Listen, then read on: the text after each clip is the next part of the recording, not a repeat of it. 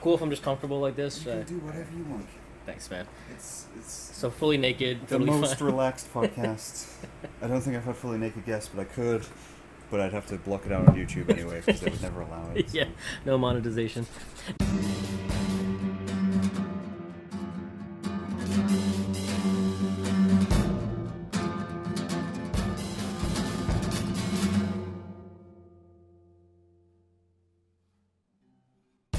Anyway, welcome to the podcast, Kevin. Thanks for having me. You're welcome. This is great. To my humble abode. I love it. And, you know, whatever it is, with my shower in my living room. Oh, it's incredible.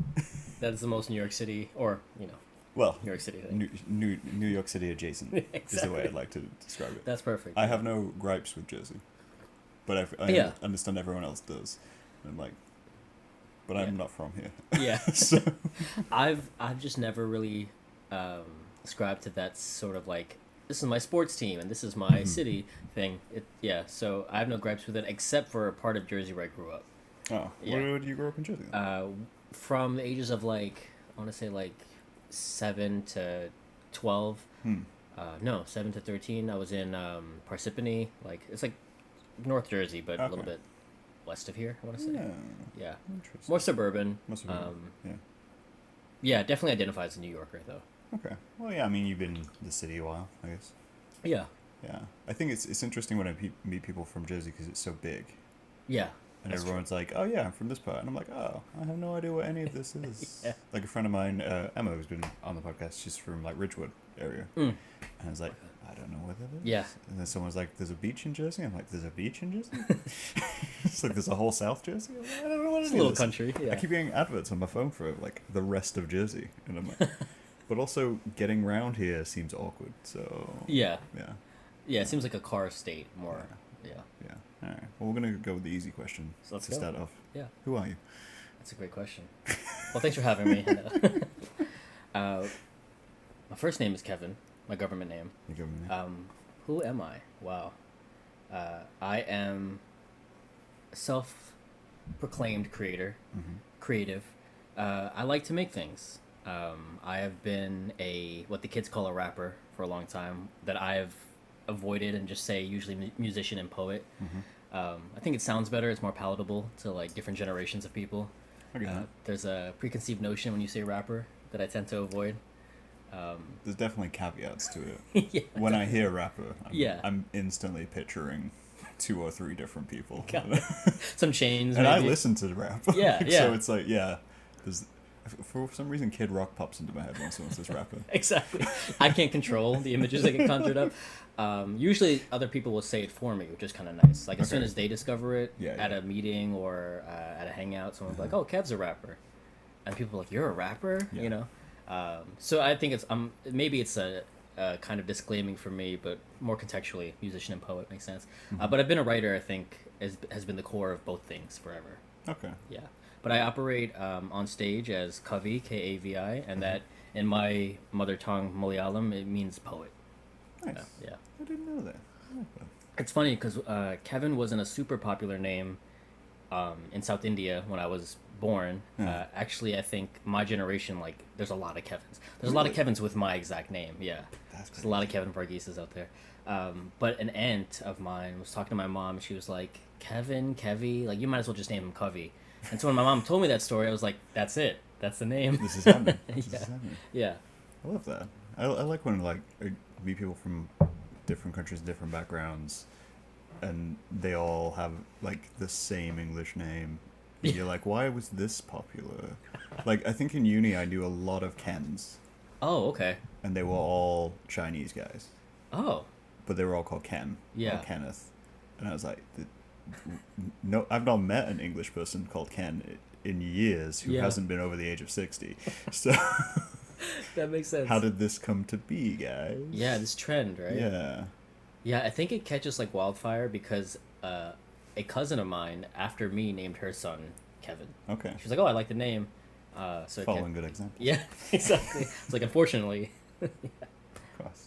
Yeah, but I mean, that's how we know each other. Yeah. I've seen you perform. That's right. You're very good.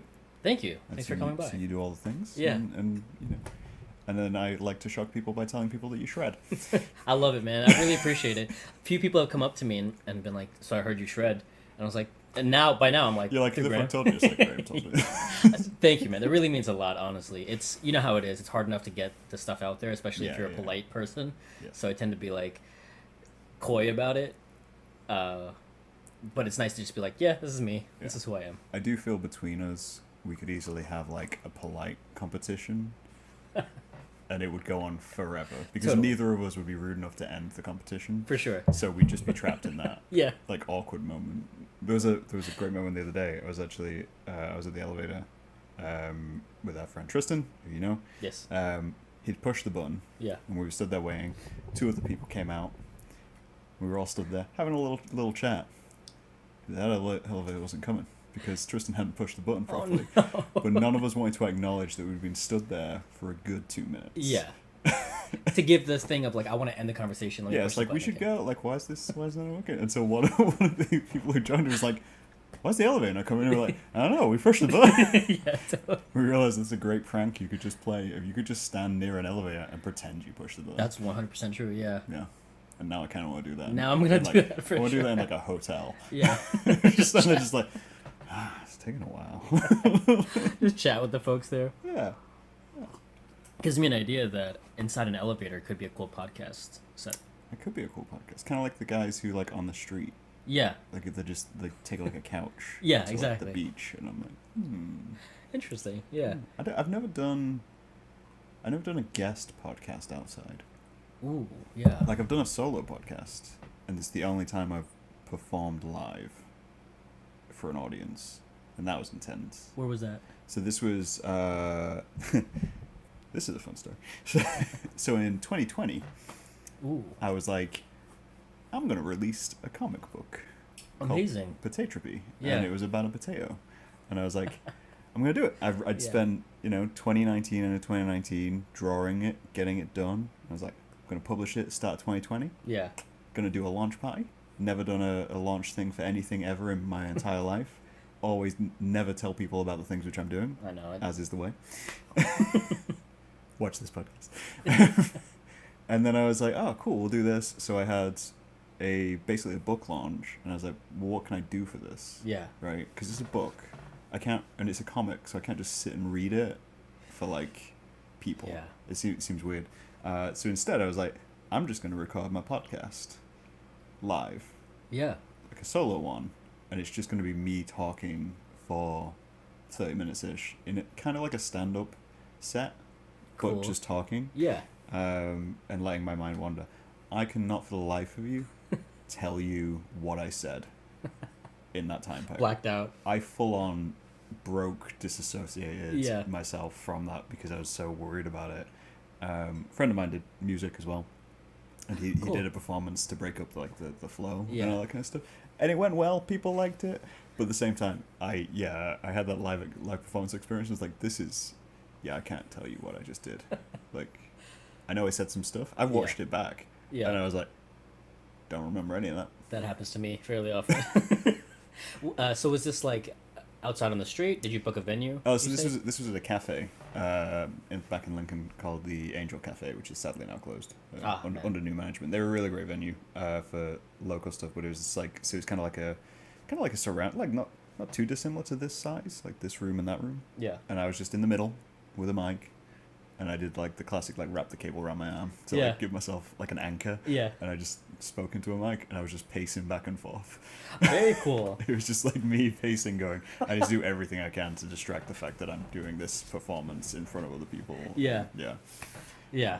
Very cool. I totally understand the concept of finding some anchor. I struggle with that a lot. See, that's like I know that's like a cliche thing to be like, I'm surprised that you struggle with that, considering you go up on stage and Yeah. like improv rap. Yeah. Yeah. And I'm like I watched you perform. I was like, this is ridiculous. Like, this man can just do anything. Oh, Like, thanks, what is man. this? Like, And I'm like, I was like, the whole time. It's funny when Yeah. that performance, it's a while before, since I'd last performed for right. that. Yeah. And as soon as I'm up there with the microphone, eventually the nerves settle and things calm down and I get back into that center. Mm-hmm. But I get so psyched out, or I psych myself out. Right. And so I remember Bruce was up and I was gonna jump on for like 3 of his songs, Mm-hmm. and I'm sitting there and I'm like, oh man, I have not been this nervous in a long time. Really? Just because I've been out of practice, Yeah. and I feel like for me, if I'm not doing it, maybe like 3 to 5 times a week, those nerves are gonna persist. Really? Yeah, so I haven't been in that cadence for a while, Uh-huh. and I remember sitting there and I picked a chair right up against the stage because I was like, let me shut everyone out, Mm-hmm. and I was like, you know what? Let me just try to focus on him completely. Yeah. Focus on the performance, be present, Yeah. and the back of your mind is like, do you know the lyrics? Are you ready Yeah, to freestyle? yeah. Like, and then part of freestyling is like, what are all of the fun things around? Like, does anyone have a funny shirt on? Like, who's here? Yeah. What do their names rhyme with? So my brain's doing that too. And I just remember being so horrified. But then you get on, and then Bruce has a great energy, and Right, yeah. we're very close friends. So, yeah, if I wanted to like jump on his back, I could, and he Right. would welcome it. So Yeah. yeah. Yeah. But it was definitely horrified a little bit That's to get crazy. back on stage. I think it's one of those things, like, I wouldn't say I've avoided live performance, but I have. Yeah. Right? Like, but then I was in bands when I was a teenager. Cool. But we never got to a live performance. we did the classic thing of form a band, Yeah. do some covers, Yeah. because you gotta figure everyone else out. Do some covers, write your own stuff, Yeah. sell on like 3 or 4 songs, go, we should try and get a gig. Yeah. Never did. That's really break up. great though. Just break up at that point. And this happened multiple This times. happened 3 times in my teenage years, where I joined a band, made a band, got to that point, we were like, we're getting pretty good. We can do something, and then we were like, yeah, let's just call it. Yeah. Call it a day. That's great. Were any of these members shared across these 3 bands? Yes. Okay. We took at least one member with us every single time. Yeah. The first one was with my friend Mark and Richard, who I no longer see or speak to because we were like 16, and Happens. I don't Yeah. hold on to people for that long. Yeah. And then I took Mark with me because he was the drummer. So we had to take him to the second band, and that was with my friend Nigel and Oliver. And then when we closed, me and Nigel did like a solo like side project Cool. thing. And then Like, I just can't make it to the stage. we just every single time, like, even Nigel did it, like, he did a DJ set in between this, which Yeah. was like, I'm gonna do the industrial goth DJ thing, and I was Very like, cool. cool, man. And then we just never did it. Got it. 2 questions. First Sure. one is, what genre were these bands? Oh, we kind of, they kind of aligned with wherever I was at musically at the time, right? Yeah. Which was kind of like a trip. So I got into like alternative music quite young because my brother gave me, for purposes of this podcast, I don't agree with the person now, but he gave me a Marilyn Manson CD. Got it.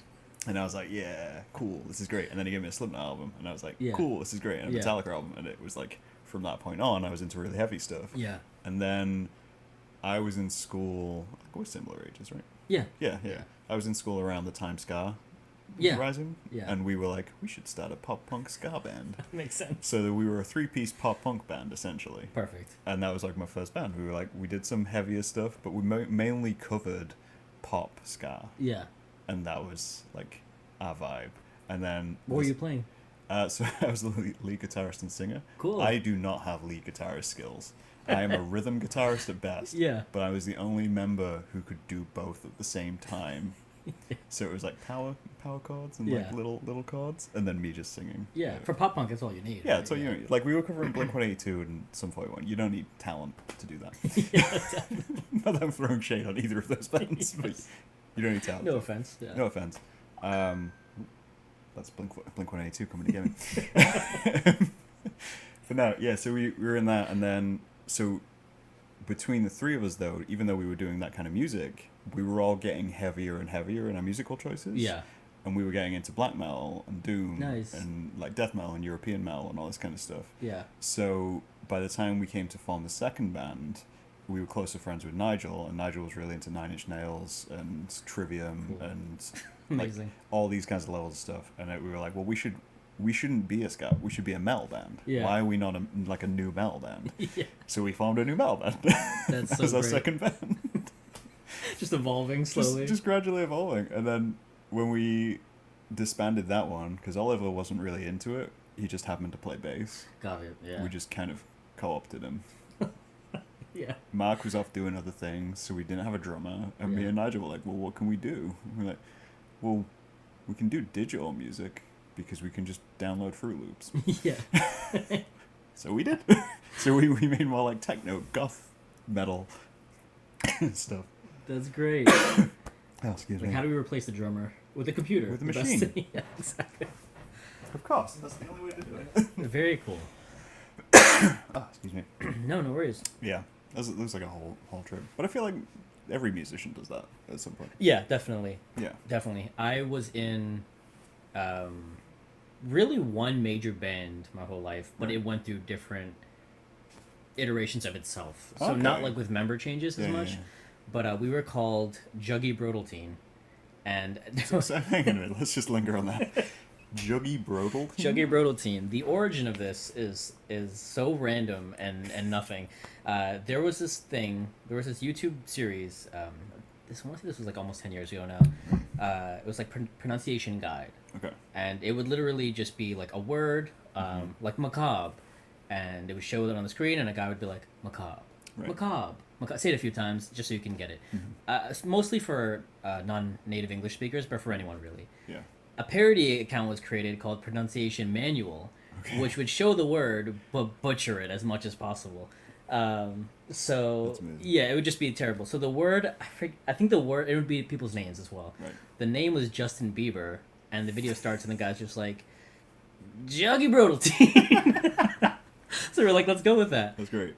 So he did that, and I don't think anyone was at the event. It was a few friends I went to high school and middle school with, actually, and we always talking, I'm were just gonna close. check cameras real quick. Yeah, definitely. We were always good friends, and I had known. It was like a very good breakdown. We were all in the same neighborhood. One guy was a great guitarist, great drummer. One guy was a great vocalist, Right. and one guy was a great bassist. So you had all the elements there, and I always knew them as musicians. They always knew me as like musical, but we never really jammed together in high school. And then one day we were like hanging out, just like post college or like probably around college time, and it's been a while since I've seen any of these guys.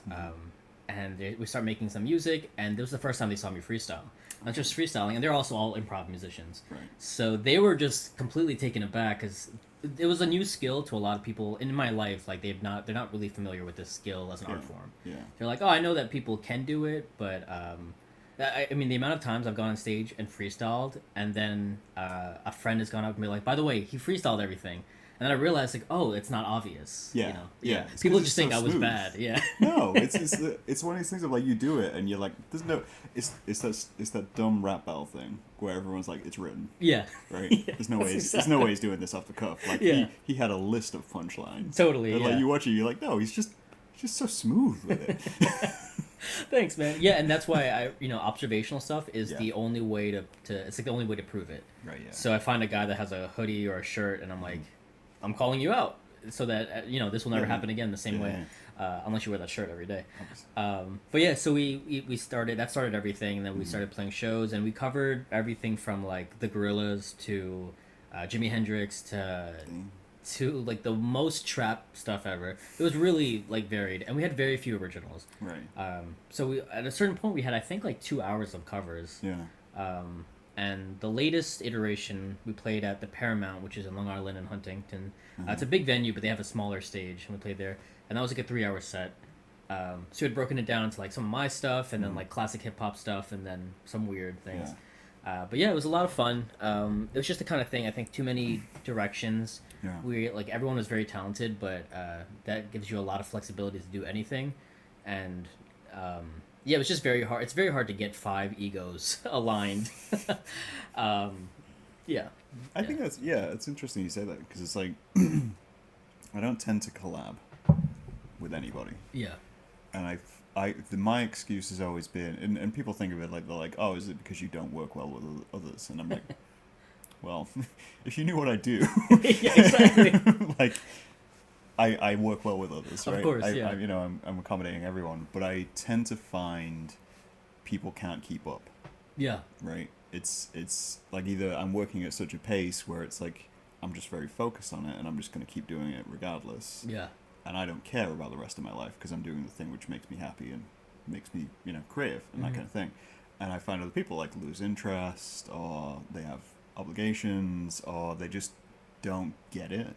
Yeah. And so I avoid working in like collabs because it's so hard, like you say, to align everyone into one space where they're not getting diminished egos. They're not, at the same time, like you're supporting one another, but pushing one another as well. And it's like, I don't know how to push someone creatively. Yeah. I know how to do what I do, and then I'm like, you could try this. But I can't explain what I do. Yeah. Yeah. Yeah. So to have like 5 improvs is gonna be insane. It was a lot, and when the chemistry was great because we all hung out, and especially at the peak, the different peaks of the band, we were all like very good friends, and we still are today. They're all like people that I talk to regularly. And it's funny now, actually, all 5 of us are gigging individually in our own projects or on our own bands. That's cool. And so I brought it up, and like we have this group chat, which is like the Juggy Brodel Teen group chat. Do you still go by Juggy Brodel? We actually, in the last iteration, we're like, we need to mature. And so we cut the Brodel Teen out, so it's just Juggy. Yeah. And I actually thought it's a cool branding thing. It kind of has this sort of like folk absurdity to it, of just like a jug, like an old school water jug with like the skulls for like this is alcoholic or poisonous. Yeah. I like that. Yeah, it's kind of cool. For some reason, when you say it, I picture it in like bubble font. Yeah, exactly. Yeah. Oh man, you get it. It obviously there's like a sexual undertone there. There is a little sexual undertone there. And having like, well, I'm not gonna say, well, having Juggy and then teen in the same sentence, we were it's an issue. let's not, because people aren't hearing how it's spelled, so they don't know it's an absurd word that's nonsensical. They don't know this just in simply. Yeah, exactly. So they're just like, what are they talking about?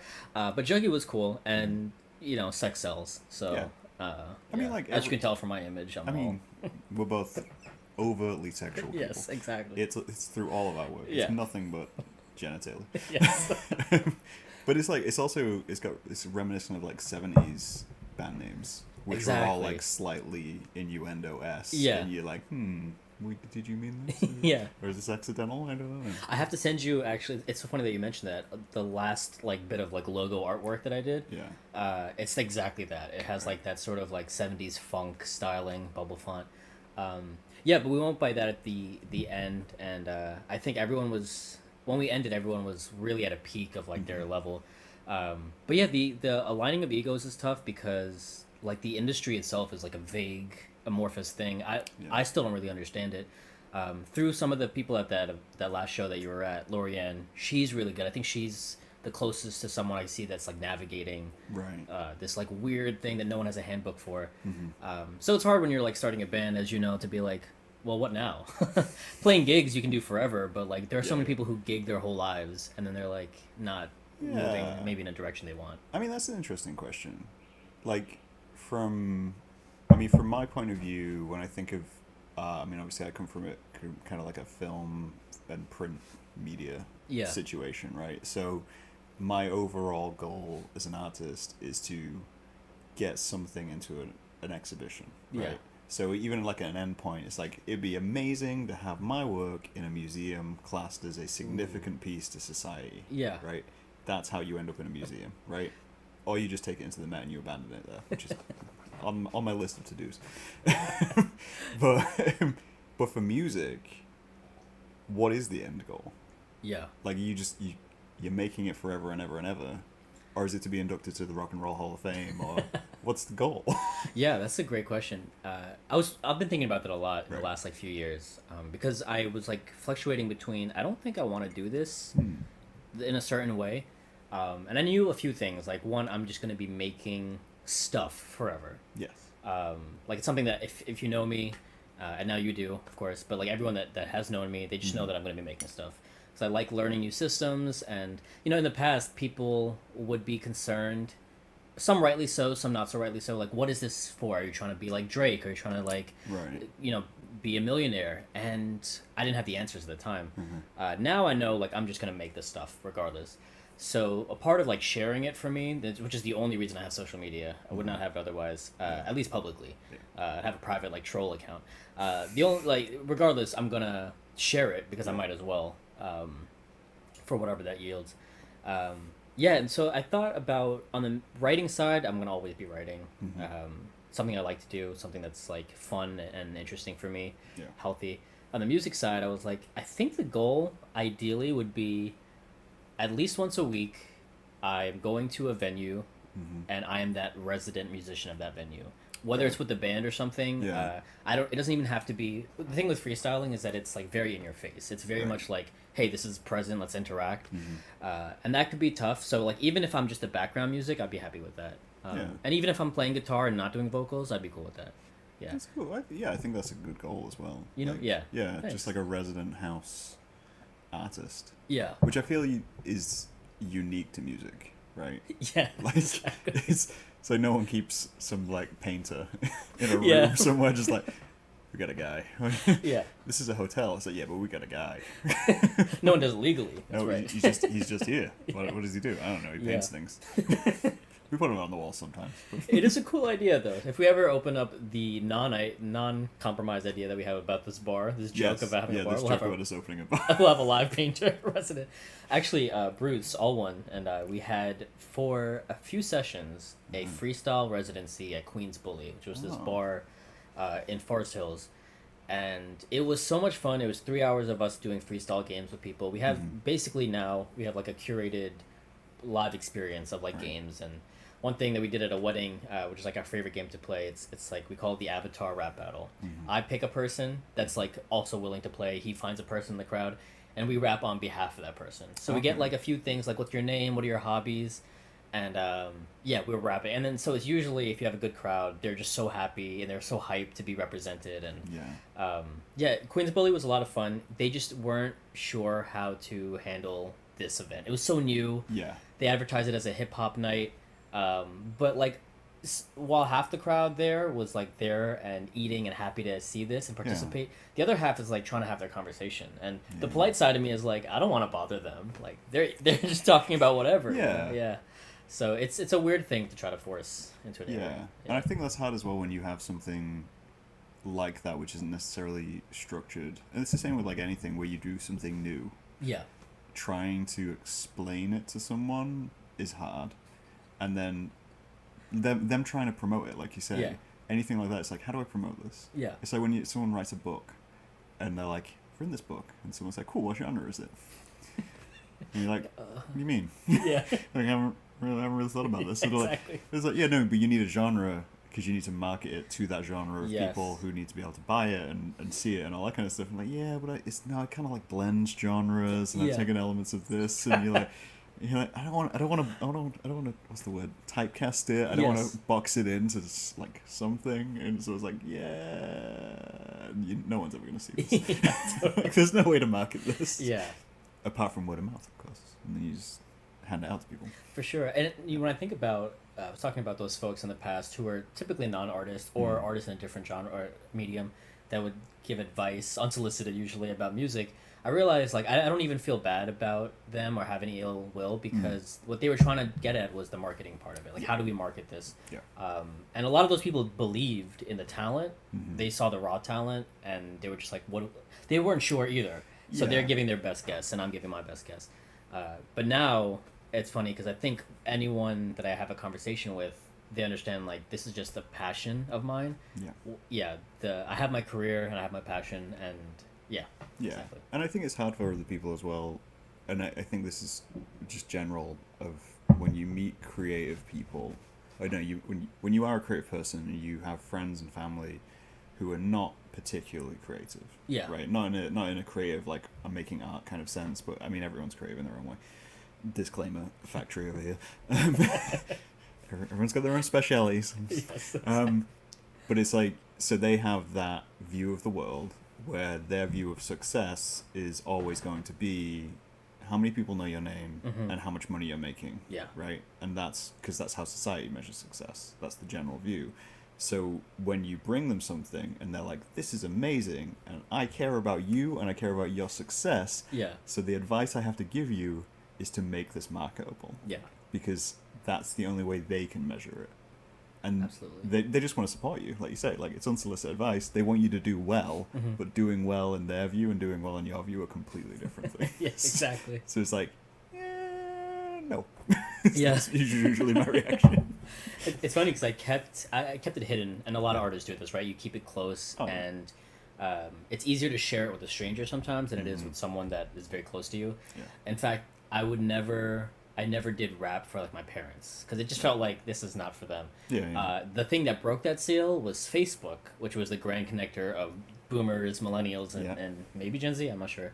And so Gen Z on Facebook. yeah, I don't think so. They're Right? all on TikTok. Yeah, exactly. That's the point. So my mom would see some of these things, and she'd like bring it up to me, Yeah. and I'd be shy or embarrassed at Mhm. first, and it was really hard for me to own it across circles. And I have this like one project called Chameleon, which is it represents like a big problem I have, which is I feel like I adapt to the person, and you must know this as a fellow polite man. Yeah. I adapt so much to the person that I'm like, wait, who am I again? Because Right, now yeah. I've just like changed so that this person's comfortable. Mhm. So owning that has been not only like an artistic but a personal challenge of like, okay, I am me. So when you ask who are you, I'm like, oh God, am I Graham? You could be Graham. We are all Graham. We are all Graham. A friend of mine, Zach, who's been on the podcast, once told me, what was it? What was the line? It was like, "Oh, we're all just in this world. It is Graham's world. Like Graham's just doing his thing. We're all just kind of sitting here, guys." I'm like, maybe, but that's true of everybody. That makes me happy. Yeah, Yeah. I can live with that. Yeah, it's like I'm benevolent in my. Yeah. I'm modest as well, though, with my deity. Not to make it too highfalutin or anything, but I was a philosophy person in college, and Mhm. there's this idea from like Kierkegaard about like the machine.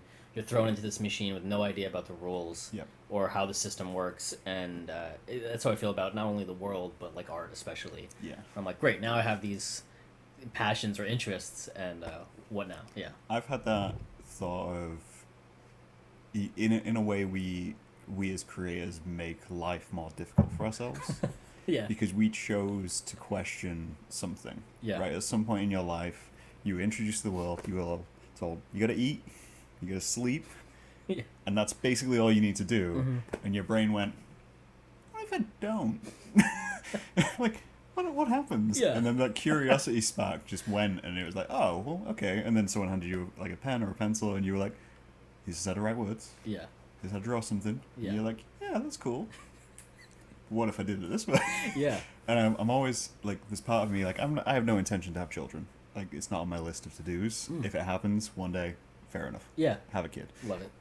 That's just going to be the way. I'll be like 60 and someone else bring me one. But I'm like, such a part of me is like, if I had a kid and I noticed that the kid had a creative talent or was interested in that thing, there'd be such a sadness in my brain Oh. because I'm like, you're about to carry something which Yeah. you don't even know, which you're getting yourself into. Yeah. Like it's like discovering a curse on, Yeah. on a kid where you're like, yeah, it's great and it's like it's so good for you, Yeah.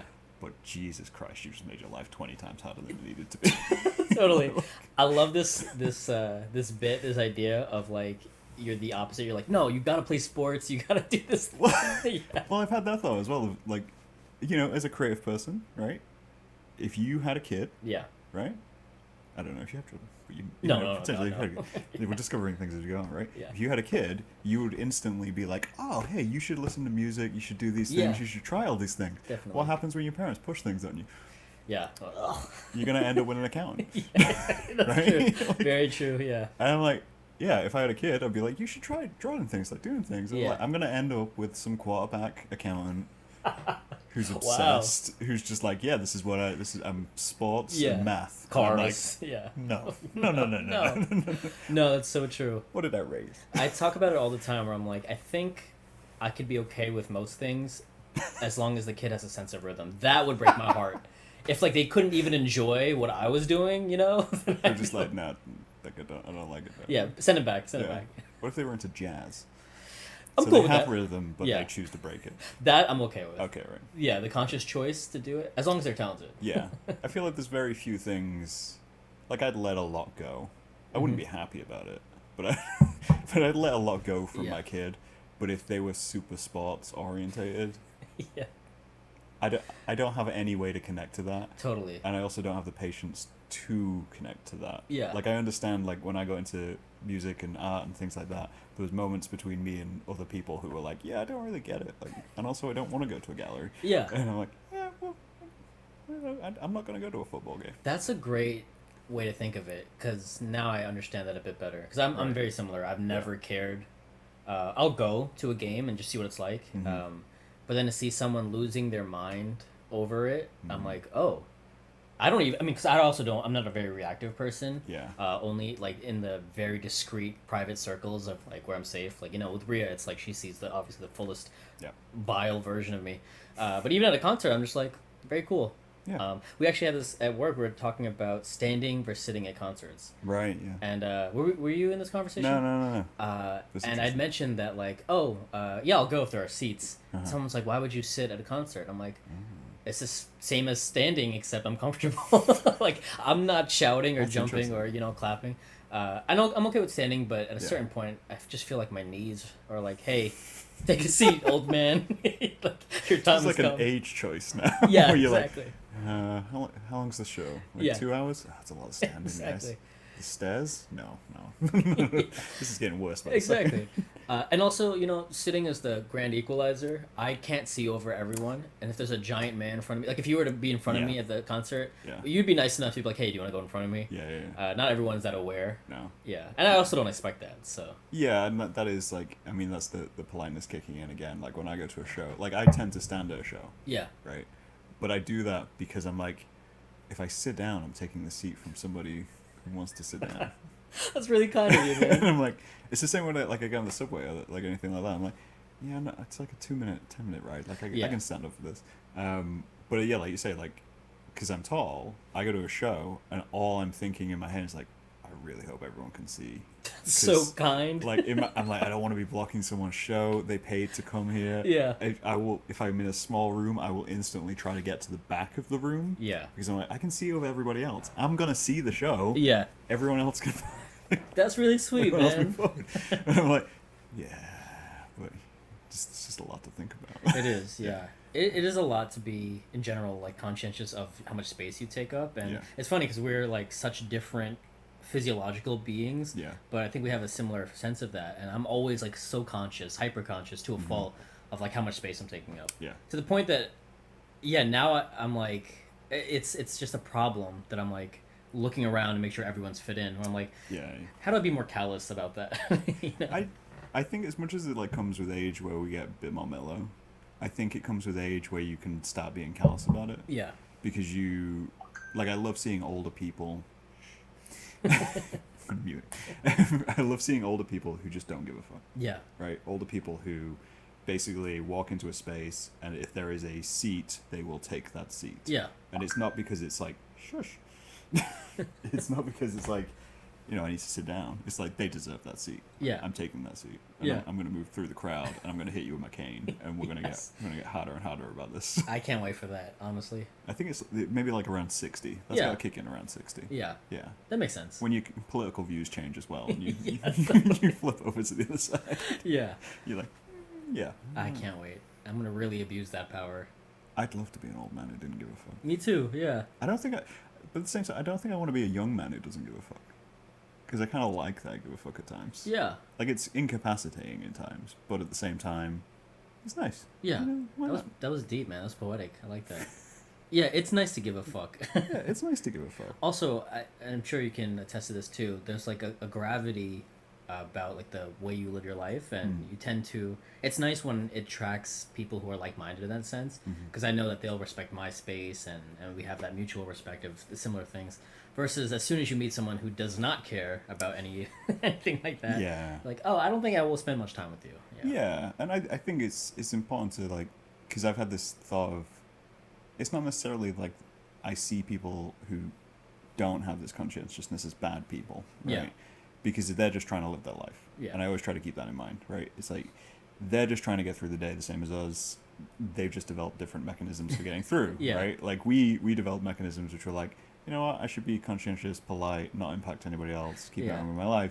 They developed the things of, like, they probably went through the same struggles, but their reaction to it was like, no, I need to claim my fucking space. Yeah. Because if I don't, bad things happen. Yeah. Right? In the same way we think, if I'm vocal, loud, bad things happen. Exactly. Yeah. So when I meet these people, I'm like, yeah, it's just a lot of energy, a lot of you. I can be polite and we can be friendly, but a long period of time, we'd wear each other out. Yeah. Because they'd want you to be as amped up as they are. Yeah. And you'd want them to be as quiet as you are. Totally. And you're like, Yeah. this is too much. Yeah. We're just going to cancel each other out. Yeah, absolutely. It's a give and take that just does not add up. Yeah.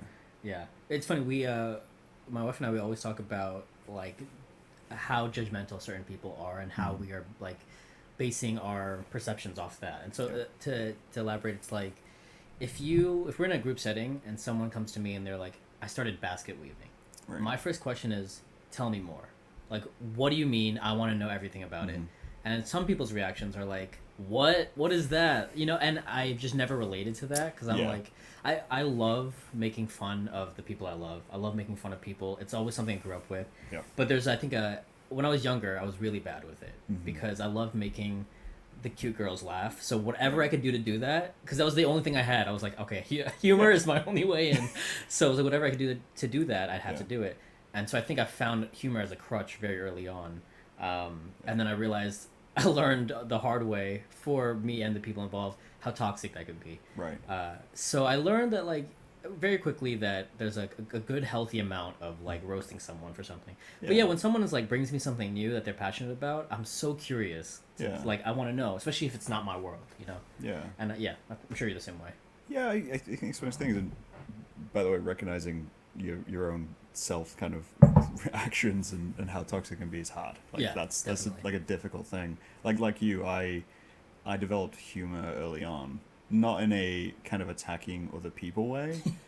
I attack myself. Yes. That's the way to do it. It's like That'll self-degradation is the key to everything. 100%. And that's, you make a joke out of it. Like, something serious happens. Yeah. Make a joke out of it. When I was with my ex, we didn't get into arguments. Or when we did, it was really hard for her because we'd be in an argument and I would make it fun. Right? So you're in a serious situation. You know, one of you's annoyed. Like, something bad has happened, and I'm like, but what if this was a goofy moment? Yeah. This would diminish everything, and we'd feel better. We can still talk about the serious thing. Yeah. That's good communication. We don't need to be at this level. Yeah. Yeah. We can pull it back. It's like, that's annoying, Graham. Like, just let people vent. Let people have their emotions. Like, no.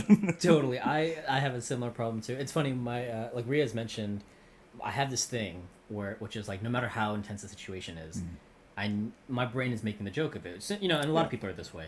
And then because I've known her for so long, we've been together for almost 11 years now. It's like I just will say the thing that maybe I shouldn't always say. Right. Like at work, I have a good filter. I don't even really curse, for a lot of people at work do. Yeah. And it was someone recently had like passed like a mutual friend's friend or something. Yeah. And I had this great joke, and I said it, and she laughed, but she was like just shaking her head at the same time, and be like, you know, we don't always have to say it. And I was like, no, but with you, I do have to say it. Because someone needs to hear this. You understand that this was a moment. Yeah, exactly. It couldn't go wasted. Yeah, it's outside of my control now. Yeah, I was having this conversation the other day about like tragedy and serious things happening and how it feels bad to make a joke. Yeah. Right. For a lot of people, it's like it's like a complete no-no. Mm-hmm. Someone dies, tragic happens in another country, and I was like, yeah, but for the UK, that's a way of life. Yeah. And she's like, what do you mean? I was like, we make jokes out of everything. Nothing is off limits. Yeah. Right? Nothing's off limits because it helps deal with the situation. Like, it's hard to hear something bad is happening. Mm-hmm. So you make a light joke out of it so you can process the information. Yeah. Right? And it just takes the edge off. Totally. And like, I remember I've been to like a bunch of funerals in my lifetime just because family ages out. Yeah. And every single wake is just people making jokes about that person. No way. And I'm like, yeah, this is what we do. Like, someone died. We've just done the solemn bit. Yeah. We've paid our respects. And now the rest of it's just going to be making jokes. Yeah. Like, making jokes, telling stories, and probably insulting that person, even though, you know, we just said 10 minutes ago, we're really sorry this person died and we love them and all this kind of stuff. But now we're like, yeah, but they were a bit of a dick at times. I love that, man. One of my childhood friends, his dad passed when we were about 19, and so he was the oldest of his siblings. He has a sister and two younger brothers, and him and his brothers were like my brothers, and his sister was like, they were like all my siblings basically. The day after his dad passes, he has all of his family over. Ton of cousins and community people are there just hanging out. Yeah. And it's very solemn and somber. And there are some traditions, his family's Muslim, where, like beliefs, you get different levels of intensity with family. Mm-hmm. Where one of our friends was like playing a sad song on guitar, and Right. someone was like, hey, you're not supposed to play music at this time. Right, okay. Whereas like other cultures and other families are like, let's make it musical. Yep. So it was very like damped down, as you'd imagine. And we're sitting there. It was my first time, me and all the brothers together, and my friend goes, this is your fault, right? And the brothers start cracking up. I start laughing. It was the first laugh in like 24 hours. Yeah. We were all like staying over there, and it just was so nice, and it made me feel better, obviously, because they're laughing. Yeah. But it was like they got this chance to laugh like at me, and I felt great, and I was happy to be that foil for them. So yeah, I love it. You got to balance it out, and I think like just kind of going back to what you were saying earlier about like when you take artwork and you place it in a family environment. Yeah. Like you say, like even in the serious situations where you're trying to temper humor against those serious situations, or wondering what level of your personality someone can handle at any one point. I feel like that's the same way with art. Yeah. Right? Some, like the work I do, some of my family would never get it. Yeah. And I completely get that. Like, I Yeah. understand it. They would never get it. Others want to support it, but don't understand it. Yeah. And it's like, I think you kind of like have to tease little bits of just what you do. Yeah. Just to show them you're still doing it. Yeah. In the same way, like personality, it's like, yeah, every so often, just test the water. Yeah. Can we get away with this? Do you tend to follow like this is an acting thing I believe that it came from, but like a one for me, one for them type thing, where like you create something, and it doesn't have to be like exactly one and the next one, but like you create some arts more for you, and then some arts that are maybe more marketable or palatable. I think I used to. So when I came out of uni, we were in the first big recession. Mm-hmm. So jobs were like none, especially where like I was. Yeah.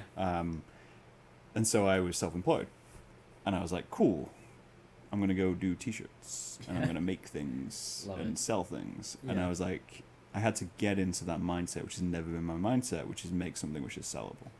Right?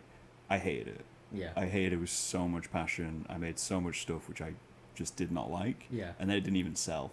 And I was like, this is pointless. Like, right? Like, I'm doing this, but it's all pointless. Yeah. So for a while, it was like, I'm gonna make this one for me. Like you say, like my own work, I never really sold, and then I'd make stuff to go out and do like other things, and there's like that kind of vibe. And over time, that's just fallen away to the point where I'm now. I kind of have a firm belief that I need to make art in a vacuum. I need to make it in a space which isn't impacted by any of that decision. Yeah. Because then it's more honest, and then I feel better about it, and at the end I'm like, yeah, that's good. Yeah. I didn't do a thing which was just for money, didn't do a thing which was like anything like that, and because I'm in the privileged position that I have a full-time job, the financial aspect has just been removed. So now it's like I make what I want to make. Yeah. And I think I've said to you before, fuck the audience. Yeah. Like, Yeah. like, I'm not making one for me, one for them. But at the same time, like as we were saying earlier, the amount of friends and family I have who come along like, hey, you should do this. Yeah. You could really sell this. Yeah. And I'm like, no. Yeah. It's probably to my own detriment. Yeah, totally. But now it's like I've held on to this now as like a thing. I don't think I can go back to one for one. Yeah. I don't know.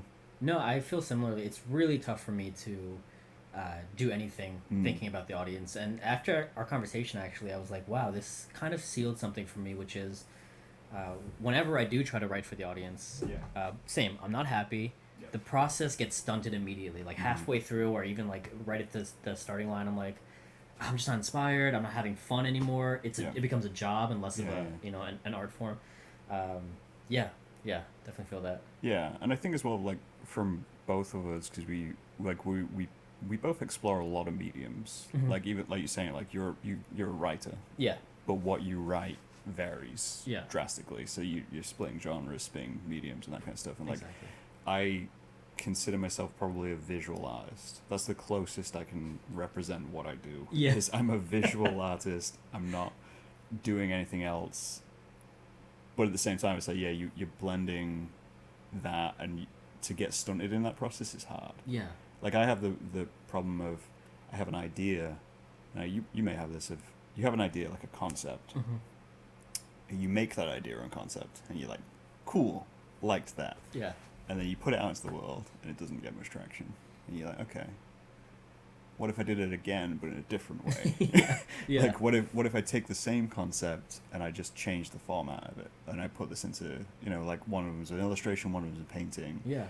And I'm thinking into my head of like, that seems like a really great idea from like a me level. Mm-hmm.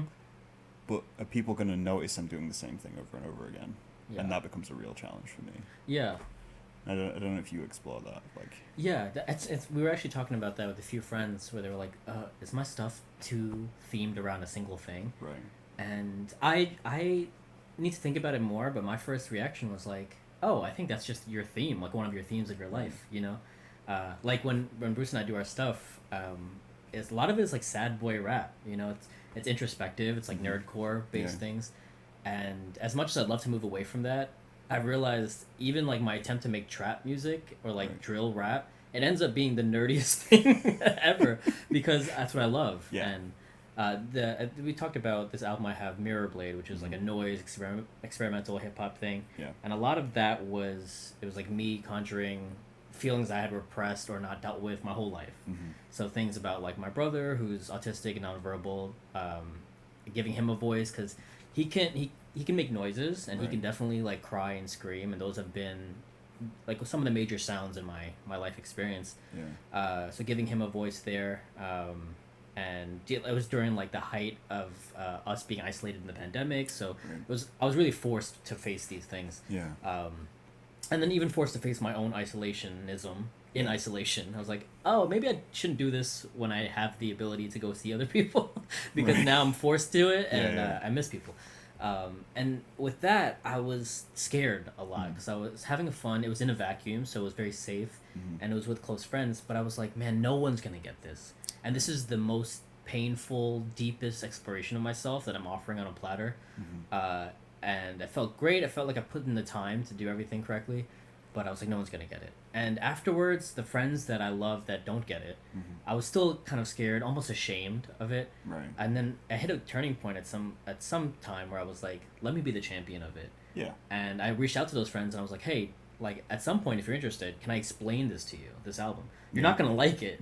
I know you. You're not going to you're not going to want to listen to it ever again. But can I explain it? Because I know that person loves me. And so this is the safest time for me to do this. A person that doesn't get it at all but cares about me, so like if I can convince them of the value of it, I can maybe be a better champion to myself. It's interesting. It's interesting as well that you're saying create, like, and I just said I create an isolation and you create a vacuum. Yeah. But there is a very real risk of going too far. Right? Definitely. And I've said this before on this podcast of like, let's say I didn't need to work and I was just wealthy. Yeah. Right? Owned a place, had unlimited food, and Yeah. all I could do was make things, I'd be dead in a week. Yeah. Right? There's no way I'm making it through that week. It would be the most productive week I had in my entire life. Yeah. I would probably make some sort of masterpiece. Yeah. But I would be dead in a week. For sure. And I think, if you end up in a trapped vacuum of too much, you're just gonna cannibalize yourself. Yeah. Right? And then you're doing it over and over again, and you're hating it, and then not hating it, and you just get completely trapped. And Definitely. It's like, You can convince yourself in isolation that a banana duct taped to a wall is art, you know? you can convince yourself anything. And I think it's funny when you see that. It's funny but tragic, as is the form of this podcast. Yes. It's funny but tragic.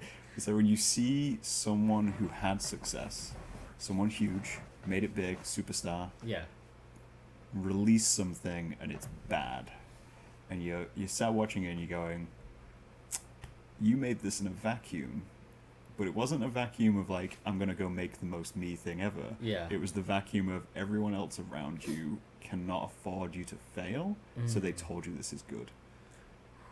Like, they're not going to give you negative feedback, because if they give you negative feedback, you'll fire them. Like, why would you have that in your life? Because they don't get it. But their job relies on your confidence in what you're doing. So everything you make is just, this is great. Like, what are you talking about? And then they release it, and you're like, no, this is the wrong kind of vacuum. That's why the labels of like genius, when used in the mainstream, I'm always like, well, let's see, let's wait. Like we can. I feel like it's easier to judge a project as being like a genius mastermind than to judge the person, because now you've ascribed a label that they can very easily disappoint. Yeah. Yeah. And I think as well, like you say, like you should judge the project. Yeah. You should never judge the creator. Yeah. Because it's like everyone has a bad day. Just happens to be that their bad day was with 30 million people watching them. Yeah, totally. So it came off way worse. Yeah, yeah. Like me or you make something, put it on the internet, 500 people see it, and you're like, no, that was shit. Like, you're like, okay, well, that's fine. You know, the other billions of people didn't see it. Yeah. But if Taylor Swift comes on stage with like some, I don't know what Taylor Swift does. When she goes on stage and does something bad, you're like, that's a big platform to fail on. Yeah, that's a lot of people. Yeah.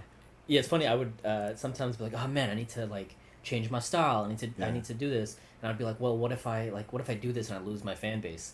And Bruce would be like, "Well, good thing is you have no fan base right now. So losing 0 people it's a perfect time to change everything." Yeah. And it was nice. It was a sobering, like very humbling thought of like, "Oh yeah, I should do that now." So when you kind of like have a want, or you're involved in many different things, of you want to explore all things. Yeah. And rationalizing that against what you're making and having an audience becomes a huge problem. For right? sure. And I had this whole conversation with a bunch of friends of mine who were illustrators, and we're doing kind of cutesy stuff, right? Like animals, woodlands, pop culture stuff. Yeah. And they were like, I want to make horror. Oh, love it. Right? Yeah. They want to make horror. Yeah. And like, my entire Instagram following is cute. Yeah. Everyone who follows me is cute. I can't do that. I can't release something horror. Yeah. And that's like something I keep in mind of, I'd hate to be in that position. So I try to never be in that position. Yeah. Which is detrimental in itself. Because then how do you market someone who changes style every 2 minutes? Totally. No, that hits exactly on a fear I've always had, which is like, I want to put out one metal song. Right. Right. And like, can I do that? And the answer is yeah. Yeah. You know, I can definitely do it. Do you want to take a look? Just making sure we're still going. Yeah, we're still going. Yeah, and the artists I appreciate and the people who I respect, their opinion is like, yeah, let's just go ahead and do it. Yeah. And so that's where I've always landed. But I would hate to be in that position too. Yeah. Because then what do you do? Make a new account? That's just like... Well, yeah, I feel like this thing as well, like especially in social media age. And I had this conversation with my brother, actually, about the perspective video I put out. Yeah, yeah. I was like, I'm going to do this video. And my brother's my biggest critic anyway. Like, hey, man. And he's the marketing side. You hate my stuff. I know it. But yeah, he's very marketing orientated. Yeah. That's what he does. He's good at it, and he's kind of creative with it. But it's like, I was like, I'm going to do this video. It's going to be different to my podcast stuff. It's going to take me a while to do it. I'm not sure how it's going to go. And I want to make it in a vacuum and then just show people. Yeah. Like, I don't really want to tell people about it beforehand and just do it. And he was like, you should make a new YouTube account and put it on that account. Oh, man. And I was like, I mean, I only have 500 or so subscribers anyway on YouTube. It's not going to matter. Because like you were saying, like, I don't have the audience to lose in the first place. Yeah. And he's like, no. Because from his point of view, he was like, when I go to a YouTube account, I want to know what I'm getting. I want to know the one thing which this person does. If I go to your account and I see so many different things, I'm not going to be interested. Oh, no. And I was just like, and it's a fundamental difference between us. And I was like, if I go to a YouTube account like you and I see a lot of different things, I'm on board. Yeah, me too. Like, yeah, I want variation. Yeah. Like, I don't have to pay attention to all of it. Like, but I got to push this out. I got to do something different. Yeah. But it's just shipped on my account. Maybe it does come down to the element of taste. Because we were talking about, like, multidisciplinarian or, like, multi-whatevers. That's a problem I've always had, which is, like, well, where do I go? Guitar, like, metal riffs, rap stuff, like, pixel art, like, indie game dev stuff. Like, I want to do all of them. And as soon as I limit myself is when I get really bored. Yeah. You know, because the bursts are great. And then some people have maybe tried to equate that to, like, discipline, but I just think maybe it's a fundamental difference that we have where, like, I don't think I could live like that where it's just one thing forever. Yeah. I've heard the discipline argument before. Yeah. Of, like, and I've had this thought before of, like, I mean, when you take one thing, right, and someone trains at one thing and they become a master, and the example which comes up with drawing is always photorealism, right? Yeah. If I took the time and energy I put into doing everything other than drawing into just drawing, I could probably get to a photorealistic level. Yeah. I don't want to. Yeah. I do not have the patience want to create that, because I can create enough to what I want to make. I'll still grow, and if I want to draw something else down the line, I will learn about that style. But I only learn enough as I need to at any one moment to make the thing which I want to make. Yeah. And then I move on. Yeah. It's like each time I just grab a little bit of extra knowledge, take it on board, move on. We're going to go do something else. We're going to go create something else. That's how I feel too. From like the bread of knowledge, you're just grabbing all just the handfuls. Yeah. Take what you want. Like, you know, you want to make a sculpture? Cool. Go learn to sculpt a little bit and then go make what you want. Yeah. Yeah. I feel like, and I'm sure this is across all different disciplines, but writing for me has been such a perfect microcosm of that, where it's like for example, I had this idea of like a futuristic little short story, which in short stories I found to be so much more digestible for me as a writer and for people as a reader. The idea of it, to not get into it, was like, what if you could be betrayed by a gun? Right. Like, what if you were on trial and your judge or your jury was like AI / a gun. Okay. Yeah. So I was like, you know what? Let me learn about guns. I want to learn about the anatomy of guns. Like, I'm not so interested. You know, I'm not a right wing fanatic. Do I present that way? So I was like, let me just learn about it. So writing has always been, for a lot of writers, it's like this little rabbit hole of research, which leads to multiple rabbit holes. And now I know this one thing, you know? And so it's cool. Writing for me has been that thing of like, let me just learn really deep into this thing. And I can forget it. I don't care if I remember about guns. Yeah. But when I go to a shooting range in like 6 years with some random guy, I'd be like, oh, I do know the term for that. Yeah. And for me, that's valuable. Yeah. You know? And I think a lot of what, at least the way I view it, when I think of the struggles of making in multiple mediums and being a creator who just doesn't want to do one thing, because like you say, like, you get an idea and you're like, this is going to make me happy. Yeah. If I stick to this other thing, I'm just going to get sad over time. Yeah. Actually, I'm going to credit Tristan, because he said something on that when we interviewed Normal again.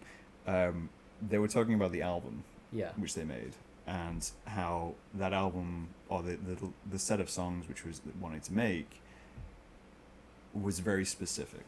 It was very one period of time in his life that he was writing about, which he's not in anymore. Oh, okay. Like, emotionally not in that kind of space anymore. Yeah. He's like, but that was the project. It was like one microcosm, which you get done, and then you continue to make music. You don't have to write about it ever again. Because it's done. It's out there. And I think of it the same way when I do projects. Yeah. It's like, I'm not thinking of it from a long-term perspective. If I do this one thing, I'm going to have to do it forever. Yeah.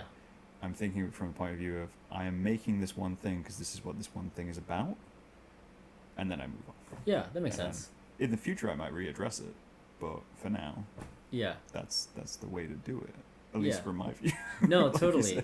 I totally connect to that. With Mirror Blade, it was a chance for me to talk about my brother, even if to myself. And actually, I had this moment where I had to go drop off some food to him. He lives in Long Island, in like a residential house, and I was like confronting, for me, a lot of things, and I think it's an ADHD thing, a lot of things that if they're out of sight, they're out of mind. Right. So that's why for booking events or things, I need to put it on my calendar immediately, because something 3 weeks later from now feels like I have an eternity until that time, you know? Yeah. And then the day of it, I'm like, oh no, this is the worst thing. I have to go be with people. Yeah.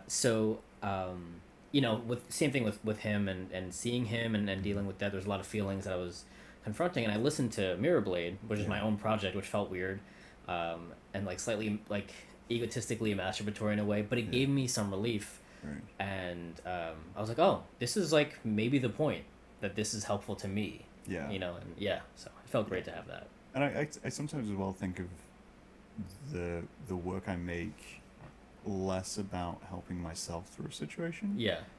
And just helping others through, and that's something I've had to learn. Yeah. Right? Because like you, I make a podcast. It's me talking, right? Yeah. How much of an ego do I have to do that? I hate it, right? Of course, yeah. I hate all of that. But the more I did it, the more I get comments from people in life who just be like, hey, I listened to that thing. that was really helpful. It's amazing. And I was like, which one did you listen to? And they tell me, and I'm like, but wasn't that all really obvious? Yeah. Like, what I said is obvious. Yeah. Like, what I'm drawing is obvious. These Yeah. are, like, and they're like, yeah, but not to me. Like, Yeah. I was like, oh, yeah. Oh, yeah. Because I'm in my head. Yeah. I can see it. But when you show it to someone else, like, I haven't thought about it that way. And I'm like, oh. So that's why, like, I kept going. Because I was like, yeah, you have to learn that the thing you're making may not be for you at that exact one moment. Yeah. It might be for you down the line. Yeah. In the same way, it's like, everyone else might be down the line. Totally. They might be seeing it and going, yeah, this is actually pretty important to me. Yeah. It wasn't a launch party per se, but there was, in Long Island, Lorianne, who you'd seen, she threw an event that was like a debut for a bunch of different artists' music videos. Right. And so they had one of Nikki Silva, who was also at the show. She had a video, a bunch of different artists from like indie rock to pop to like rap stuff.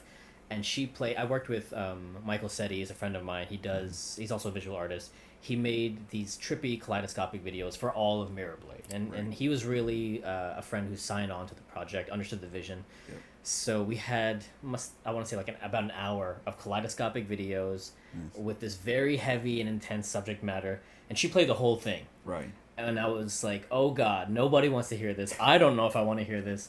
And at the end of it, I jump up and I talk a little bit about it.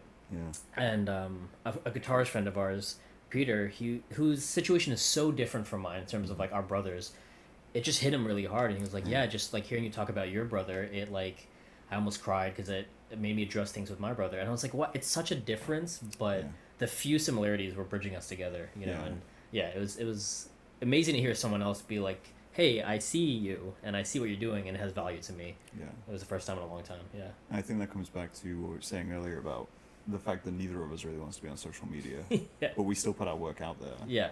And I think one of the reasons I still do it, or still put work out, is you never know what someone's going to connect with. Yeah. You never know what someone's going to see and be like, actually, this really hits. Yeah. Because to you already know everything about it that's possible to know because you made it. Yeah, of course. Right? Yeah, totally. And then someone looks at it and goes, oh, is this what it's about? And you're like, no, that's not it at all, but interesting. Yeah. I can see that. I love that, yeah. It just expands it. We've been going a while, so I'm going to run this out with 2 questions to follow this out. One of them is simple and will be the last question I ask. Okay. The other one is slightly more complex. Got it. So when you think of what you make and the things you do, is this what you saw yourself doing when you were younger? That's a great question. No. Okay. I have been a writer for as long as I can remember. Yeah. It's all of these things I was just thinking about yesterday, which is so funny that you ask it. But the We're first on the thing, same page, Kev. right? The first thing I remember writing was a pilot, and I didn't even know what a pilot needed to be. I just knew the idea. I was like 7 years old. Yeah. I was a pilot for a TV show that was basically a ripoff of Power Rangers and like Transformers. Right. Yeah. And I had all of these ideas, and I drew like comics of them, and I had all these like stories, and my parents knew that I was like, I wanted to be a writer. Until I was like an adult, they were like, oh, writing's a good side hobby, because they were like, we didn't come to America to not give you a good chance to do art. You can, for them, they're like, you can write anywhere or anytime. Yeah. And I get that, and you know, I understand it now. But I also would had this tape recorder, and I would do like a radio show. Right. And I would be like, I would be doing the commercials, I'd be doing the segments. I'd go to my sister, and she'd be like, get the hell away from me, because understandably, I'm an annoying little kid. So I knew, like, early on, and I would do even, like, covers of, like, Backstreet Boys into this tape recorder. Yep. So I knew I wanted to make something, and I think that spirit is, like, and talk about it now, it just kind of puts a smile on my face, because I'm like, yeah, let me connect to that kid. Yeah. And, like, have fun, and just be enjoying it, and that's, yeah, I think for me, it's, like, the fun of it has always been great. It's just been nice to, like, whatever the bad parts of this mental health and this brain are, like, the good parts of it exist. And I wasn't sure what it would become, but I'm learning more about it now, and I think it's just been, for me, like, a way to connect to other people and to myself. So in a way, no, I had no idea I'd be ever being a frontman for a band. That was always, like, a pipe dream of mine. And then it happened. I had no idea that I'd be, like, writing or on podcasts with people that I respect. Not you, of course. No. No, obviously. I mean, I don't respect me. I don't expect you to. No, but obviously you. But I think yes, in the sense that I'm connecting with others and I'm connecting with myself. Yeah. Yeah, I like that. Yeah, it's just like the gradual turning of whatever you're doing. Yeah. And then it's adjusted. And I think, yeah, much like you, I think I'm the same. Cool. If I never really, I had ideas of what I would like to do Mm-hmm. based on what I was seeing, but I didn't know what that meant. Yeah. I didn't know what that meant in terms of like the concept of everything, how I wanted to create, Got or it. that I would be creating anyway. Can I ask what was the first art thing you remember making, or the first creative thing you remember doing? So I used to, I mean, I've drawn. Yeah. I've always drawn. Yeah. For a while, I stopped. Like, I didn't draw through most of uni. Mm. And it's because I got into film. Oh, cool. And I got into photography. Yeah. And it was like, this is what I'm going to do. This is what I'm going to be about. And then I finished uni, and when that didn't pan out the way I'd thought, or I'd lost a bit of passion for it, Mhm. because I realized I didn't care about the technical side of it. Yeah. I basically was like, well, what can I do? And then I just started drawing again. And I was like, okay, well, I always liked drawing. I liked drawing as a kid. Yeah. And then kind of went on, but it was rediscovering drawing led me to rediscovering other things, which again I'd done as a kid Mhm. and tried everything as a kid because that's the way to do it. Yeah. And like even like you, anecdotally, I used to make radio shows, but I feel like everyone does that. Yeah. But that's really Um, panned out now. Now I see it. This Yeah. is the thing. Like it was like and I think that's kind of like my first creation. It's just like That's I just great. draw because it was there. It was something to do. Yeah. It was never music. It was never sculpt or anything. It was just like I can draw. That's great. Yeah, it was handy. It's fun to boil people down. I mean, not Yeah. in other ways, but to like Yeah. their core art. Yeah. You know. What was the first thing? What was the Yeah. what kicked it off? for you? Exactly. Yeah. Yeah. And I'm sure if I told it to my mom, she'd disagree. She'd be like, "No, Graham, you used to do all these things," and I'm like, Yeah. "Yeah, but this is what I remember." Yeah. I vividly remember, and it was I can even take it back of the first art piece I remember being kind of proud of Mm-hmm. was I drew my grandparents' dog. My gran still has it on her cupboard. Wow. It's just on her cupboard. It Yeah. doesn't look anything like a dog, really. Like, it looks like kind of like a dog. But Yeah. I sat and I made Tess, who's the name of the dog, stay still so I could draw her. That's amazing. I was like, you sit there. What a good dog. I don't man. draw her. She was the best dog. Wow, that's great. And I remember being proud of it. And it was because it was like, yeah, this brought my gran enjoyment. So Yeah. that's what I should do. Yeah. Right? That's what I should make things to make other people happy. That's awesome. And now I'm like, fuck everybody else. I'm making exactly what I want to make. That's amazing. Yeah. Completely abandoned myself as a child. This is the point where we'll end the podcast. Yes. But I have one more question. Yes, please. Of Okay, course. so who should I speak to next? That's a really great question. Mm. I've mentioned his name a few times, You but have. I think All One is a Yep. great guest. Amazing podcast speaker. I always say he should have some sort of storytelling podcast, true crime podcast, whatever. He's like you. I think great voice, great cadence of speaking. So you two together on a show would be awesome. And also they're both rappers, which is funny because I Yeah. just said I'm not a rapper. You're not a but- rapper, but I but know I all am. these rappers. Yes, yeah. But he was actually the show as well. My friend Billy, he's in a band called Believe in Ghost. They also have a podcast called Ghost Notes. So also someone like familiar with the format and the art of it. So Yeah. But I think Bruce would be a great go-to. Nice. Yeah, as you know, as you met him. Yeah, I met him. He seemed cool. yeah, I enjoyed his music. yeah. I like this chaining to the next person. We That's cool. got to change everybody. Yeah. I started doing it a couple of years back. I was like, I'm just going to ask people who I should talk to. Yeah, Because again, like you could suggest anybody, yeah. and I'd be like, yeah, why not? Let's Yeah. go talk to someone.